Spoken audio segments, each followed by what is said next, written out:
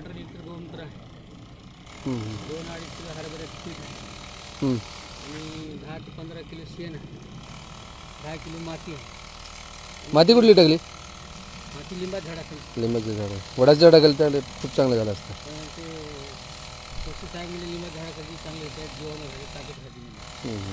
गूळ टाकले साहेब 2 किलो. गुळ वाढवायचे होते की. गूळ आणखी किती टाकायचं? अजून 2 किलो एवढ्या झाडाला म्हणजे 4 किलो टाकायचं. 4 किलो टाकायचं. हम्म.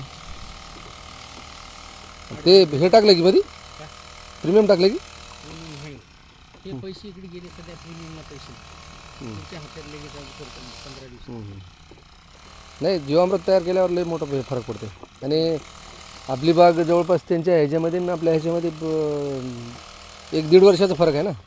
1 वर्षाचं तरी त्यांच्या बागेला आता ओव्हरटेक केली. एवढं केली आपली. हां.